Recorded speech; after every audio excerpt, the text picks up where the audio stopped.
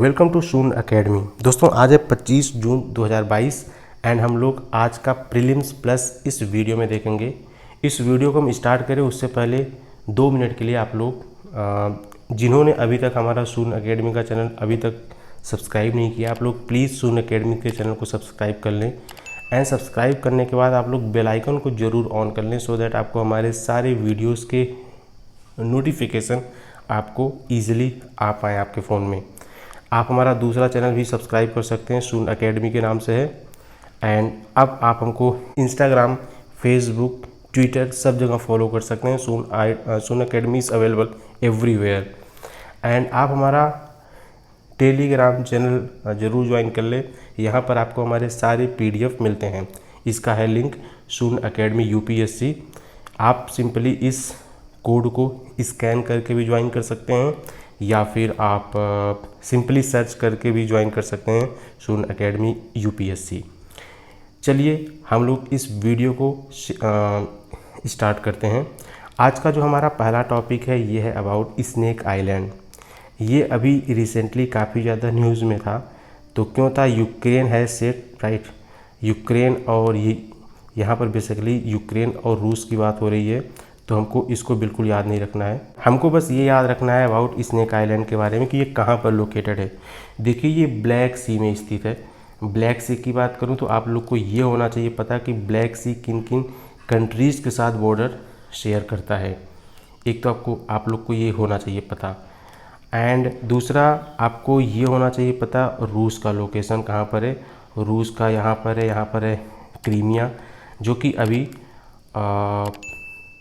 Russia के कब्जे में है। एंड ये शायद इस बार आया भी था UPSC के पेपर में। एंड दूसरा ये जो स्नेक आइलैंड है, स्नेक आइलैंड आपका बिल्कुल यहाँ पर है।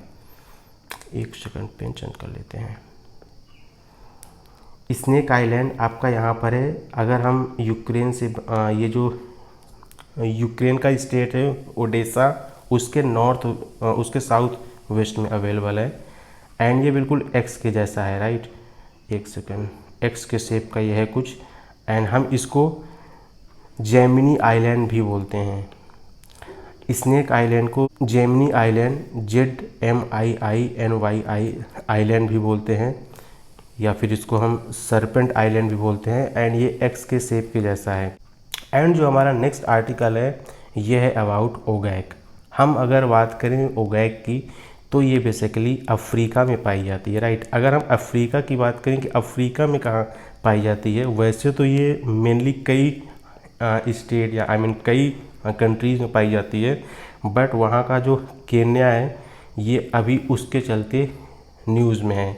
एंड ये वहाँ पर एक तरह से माइनॉरिटी में है, तो ये है न्यूज़ में।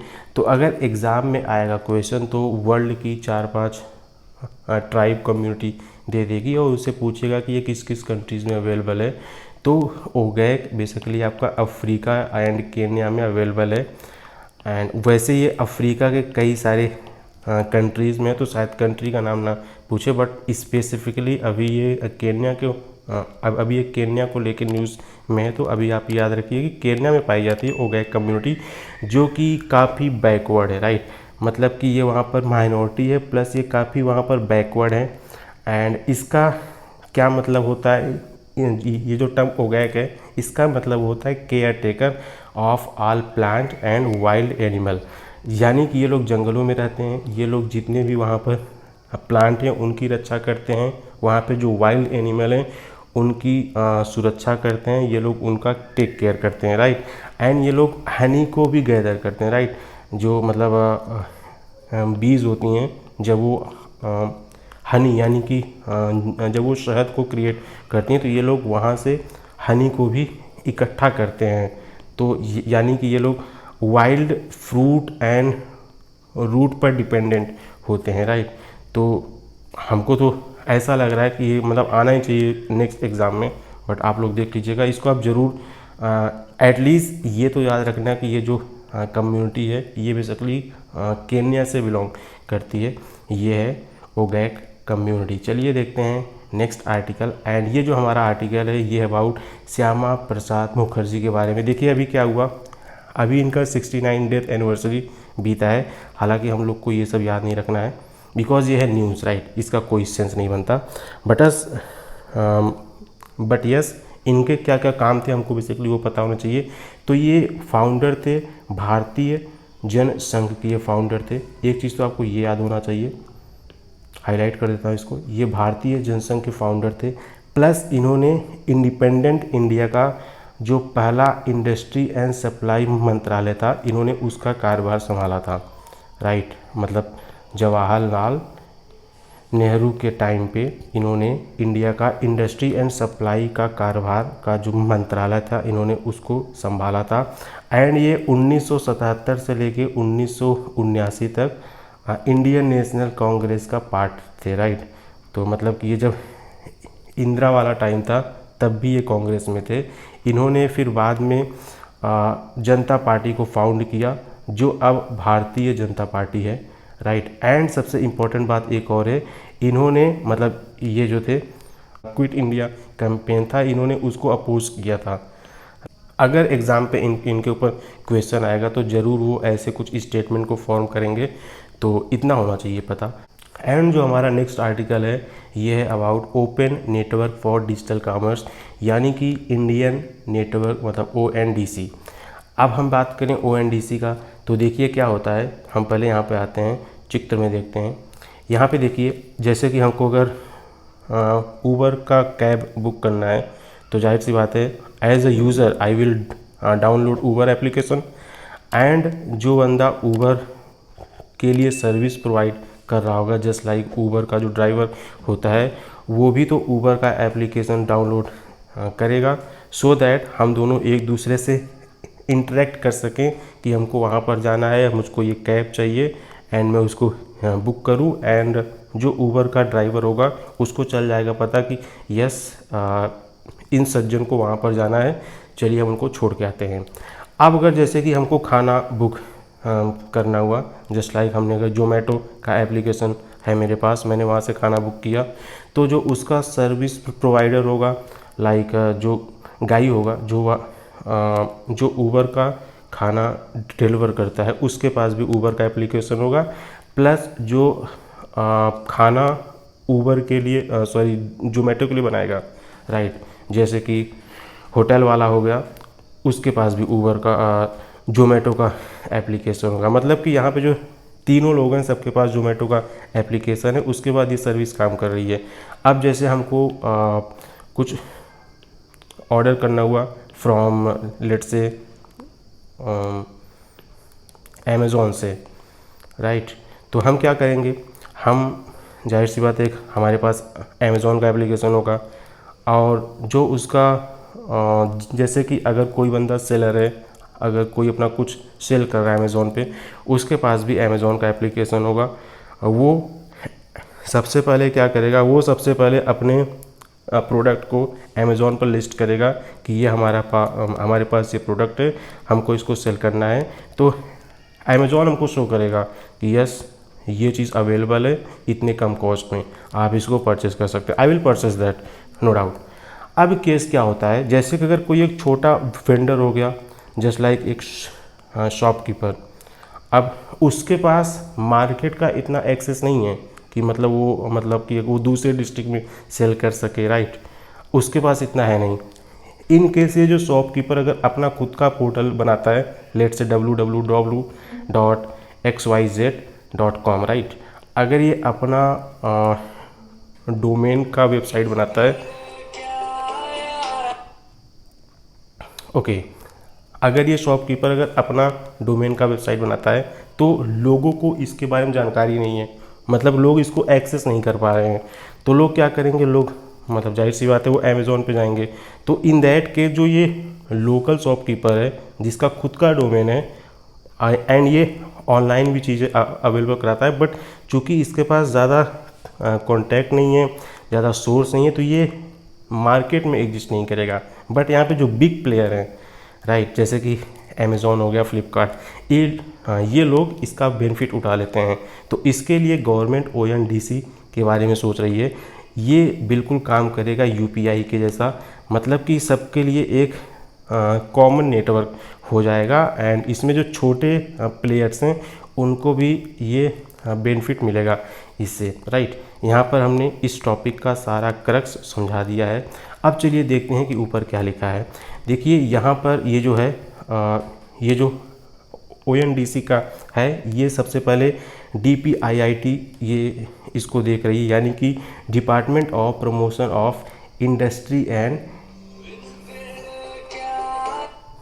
इसको मैनेज कौन कर रहा है, मतलब कि ये जो इनिशिएटिव है इसको कौन लिया है, तो इसको department of promotion of industry and internal trade यानी कि DPIIT ने इसका जो इनिशिएटिव लिया है एंड ये ministry of commerce and industry के अंतर्गत आती है, राइट। बस आपको यहाँ पे इसका मंत्रालय और उसका डिपार्टमेंट याद रखना है, बाकी जो इसका क्रक्स है ये मैंने आपको समझा दिया है। एंड जो हमारा नेक्स्ट आर्टिकल है ये है मंकी पॉक्स के बारे में। ये अभी न्यूज़ में क्यों है, क्योंकि ये अफ्रीका के जो कॉन्टिनेंट है, जो अफ्रीका है, वहाँ पर ये एंडेमिक हो चुका है, मतलब कि वो कई हिस्सों में बहुत ज़्यादा फैल चुका है। तो WHO इस पर विचार कर रहा है कि हमको क्या मंकी पॉक्स को ग्लोबल हेल्थ इमरजेंसी के रूप में डिक्लेयर करना चाहिए कि नहीं, इसलिए ये न्यूज़ में है। अब हम बात करते हैं थोड़ा मंकी पॉक्स के बारे में। तो ये वायरल जूनोसिस है, यानी कि ये एनिमल टू ह्यूमन ईजिली फैल सकता है एंड हालांकि ये इतना फास्ट नहीं फैलता जितना फास्ट कोविड फैलता था या फिर कोविड फैलता है, बट यस इसका भी मतलब काफ़ी अच्छा खासा फैलने का प्रभाव देखा जाता है। एंड जो इसका सिम्टम्स होता है it is just like flu, right. Like आपको स्किन में रैसेस होंगे या फिर आपको खांसी जुकाम ये सब होगा एंड आपको फीवर होगा, राइट। आपका हेडेक होगा, आपके बॉडी में पेन होगा, जो नॉर्मल फ्लू में आपको सिम्टम्स देखने को मिलता है वो सब सिम्टम्स इसमें मिलता है। बट अच्छी बात यह है कि इसका वैक्सीन ऑलरेडी अवेलेबल है, राइट। तो डरने की इसके यहाँ पे ज़्यादा कुछ ज़रूरत है नहीं। उसके बाद जो हमारा नेक्स्ट आर्टिकल है ये है card on file tokenisation COFT। देखिए इसको RBI लेके आई थी। पहले क्या होता था, पहले अगर आपने कहीं शॉपिंग किया तो क्या होता था, जो मर्चेंट होता था वो आपका डेटा स्टोर कर लेता था, जस्ट लाइक कि आपके कार्ड का क्या नंबर है, आपका डेट ऑफ बर्थ क्या है, एक्सेप्ट CVV एंड OTP वगैरह जो भी होता है, उसके अलावा वो ऑलमोस्ट एवरीथिंग सेव कर लेता था, कार्ड नंबर, आपका नाम, आपका डेट ऑफ बर्थ।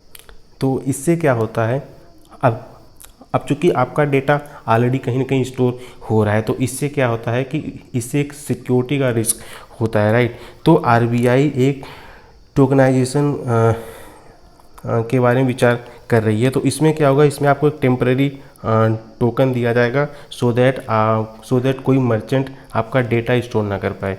तो ये चीज़ न्यूज़ में है एंड ये चीज़ पिछले 8 से 9 महीनों से न्यूज़ में है, तो हो सकता है नेक्स्ट PT के लिए इम्पोर्टेंट हो सकता है। उसके बाद जो हमारा नेक्स्ट आर्टिकल है ये है अबाउट निर्यात पोर्टल। अगर हम इसकी बात करें तो इसका जो फुल फॉर्म होता है national import export for yearly analysis of trade, यानी कि हम इसको मंथली नहीं बट कि हम इसको सालाना के फॉर्म में देखेंगे, मतलब हम इसको वार्षिक के फॉर्मेट में देखेंगे, यानी कि हम उसको एक साल में एक बार हम उसका पूरा एनालिसिस करेंगे कि हमारा कितना इंपोर्ट हो रहा है, कितना एक्सपोर्ट हो रहा है। इसके लिए PM ने दिल्ली में इंडिया गेट के पास में एक वाणिज्य भवन की मतलब जो बिल्डिंग है उसकी इन्होंने उसको इनॉग्रेट किया, प्लस उन्होंने एक पोर्टल भी लॉन्च किया, निर्यात पोर्टल। यहाँ पर सारी जानकारी होगी एंड इसका एम ये है कि ये जो है ये बेसिकली 1 डिस्ट्रिक्ट 1 एक्सपोर्ट प्लान पर काम करें, सो दैट हम एक्सपोर्ट पे हम सो दैट हम इंपोर्ट और एक्सपोर्ट हम दोनों का एनालिसिस कर सकें। एंड ये एक तरह से पब्लिक डेटाबेस के फॉर्म में काम करेगा एंड फिर चीज़ों को एनालिसिस करना काफ़ी इजी हो जाएगा एंड हमको किन एरियाज़ पर ज़्यादा फोकस करना चाहिए, किस प्रोडक्ट पर ज़्यादा फोकस करना चाहिए, हम उस पर फिर ईज़िली फोकस कर सकते हैं। ऑलराइट, अच्छा अभी हम जैसे कि 2021-22 की बात करें तो इंडिया ने नॉर्मली जो रोबस्ट ग्रोथ दिखाई थी वो बेसिकली पेट्रोलियम प्रोडक्ट पर दिखाई थी। Engineering, gem jewels, chemical and pharmaceutical के फॉर्म में इन्होंने मतलब इंडिया ने काफ़ी रोबस्ट ग्रोथ दिखाई थी। तो अब चूंकि ये निर्यात पोर्टल बन रहा है तो इसकी संभावना और होगी कि इसमें और भी कई सारे आइटम्स जोड़े जा सकें। सो गाइस ये था 25, आज क्या डेट है, सॉरी फॉर द डेट मैं भूल गया। हाँ, तो आज है 25 जून 2022। तो 25 जून का ये था आज का PT plus prelims plus. I hope आपको ये वीडियो अच्छा लगा हो। प्लीज़ आप चैनल को सब्सक्राइब करना, इस वीडियो को अपने सभी दोस्तों तक शेयर करना। बाकी मिलते हैं नेक्स्ट वीडियो में। Thank you very much and जय हिंद, वंदे मातरम।